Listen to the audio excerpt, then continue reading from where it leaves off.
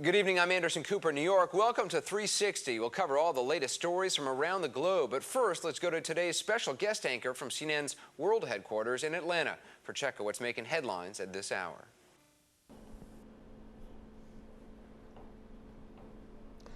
Reporting from CNN World Headquarters in Atlanta, I'm Phil Umdahl. And I'm Nancy Umdahl. With a CNN News Update.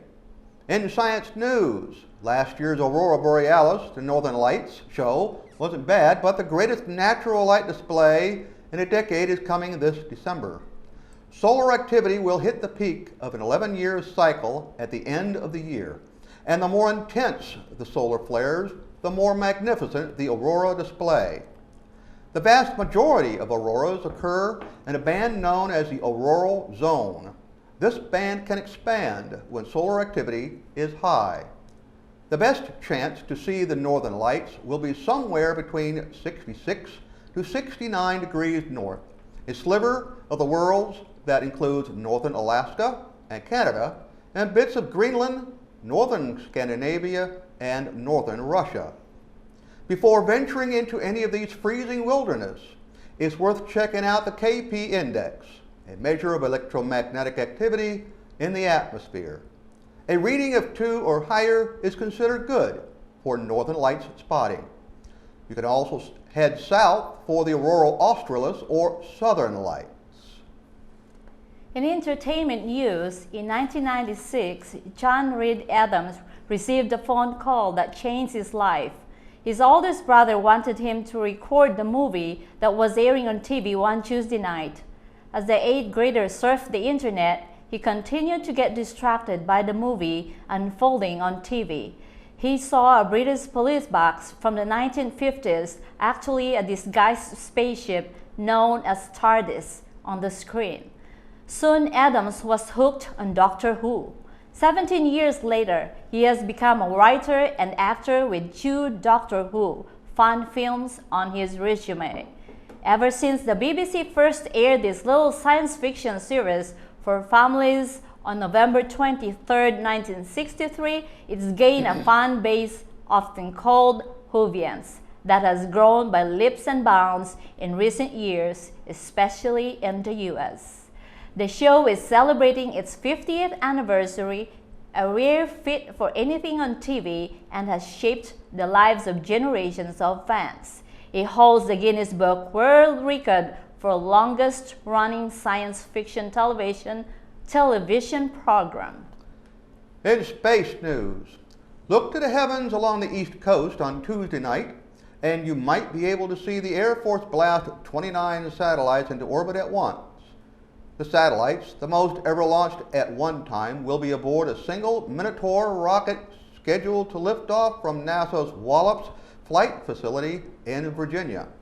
They include the main payload, the Air Force's Space Test Program satellite, 3 and 28 tiny satellites called CubeSats. Among the CubeSats is the TJ-3 built by the students of Thomas Jefferson High School for Science and Technology in Alexandria, Virginia. Once in orbit, the TJ-3 will allow students and amateur radio users the opportunity to send and receive data from the satellite. The 29 satellites should achieve orbit in a little less than 12.5 minutes after the rocket ignites. NASA says the launch may be visible from northern Florida to southern Canada and as far west as Indiana. If you can't see the launch from where you are, it will be streamed by NASA Live.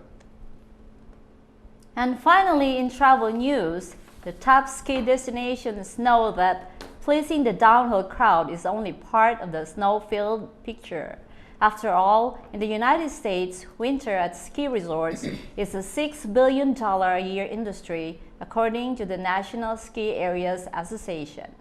Mountain biking, frisbee, golf, and zipline adventures are a few activities popular at ski resorts during the green season, but what's a non-skier to do when the landscape is white?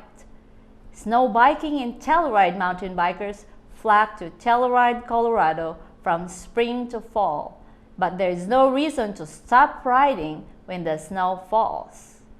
Local outfitter Boot Doctors offers tours on fat bikes, mountain bikes with oversized wide tires that can be ridden on traditional bike trails, but excel in the snow. And that's our report for now. For a check of the news any time of the day, just log on to our website at cnn.com. Reporting from the CNN Center in Atlanta, I'm Phil Umdahl. And I'm Nancy Umdahl. Have a great day. Go where the news is. Tour inside CNN. Discover how the world stays connected. See the newsroom and studios of CNN's world headquarters in Atlanta. See what it takes to cover the world 24/7. Shop our latest merchandise at the CNN store. Check out your favorite anchors and become a star in your own newscast. Call or visit us online for daily tour information and reservations. Then, go inside CNN.